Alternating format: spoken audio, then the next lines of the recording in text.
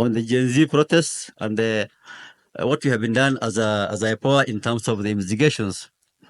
And it is true, out of the 60 deaths which have been reported to IPOA across the country, some of the deaths were not reported to IPOA directly by victims or their families, but IPOA on their own motion, either because it's a matter which has been brought out by the public media or because of other information which IPOA received, opened these 60 files. And out of the 60 files, apart from the two which are in court and they are not even murder cases, IPOA had recommended those first to be charged with murder and manslaughter. But the DPP has instead changed and said we shall go for a public inquest before you charge the officers for murder. Of course, IPOA has no authority over prosecution or the decision to charge.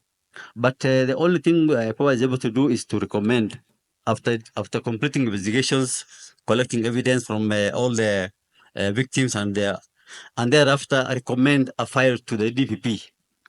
It's up to the DPP then to either accept the recommendation of IPOA or change.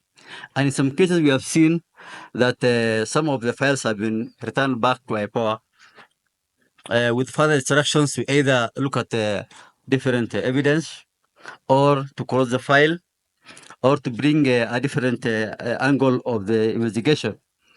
So out of the 60 deaths, actually, as you're speaking now, 22 files have been completed. 22 have been completed, and there's actually a files with DPP for murder, for manslaughter against police officers. And so it's up to the DPP now to fast track reading those files and making a decision on those 20 files, which are actually now, 22 files, which are with the DPP.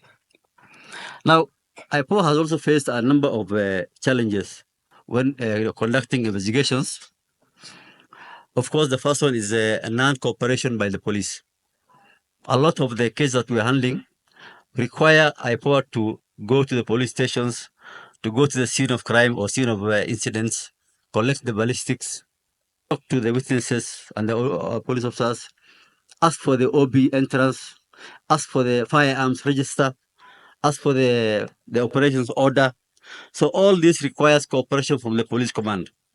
And in a number of cases, we have seen a lack of cooperation or sometimes outright refusal to cooperate with IPOA, or sometimes to delay or drag on the investigations.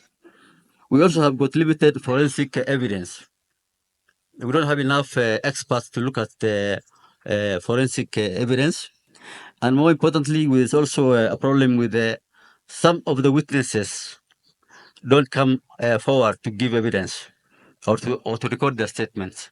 Perhaps because they are scared about repercussions. Maybe they are scared about what's going to happen to their families. But again, we're working with the Witness Protection Agency to ensure that anyone who has come to give statement is protected.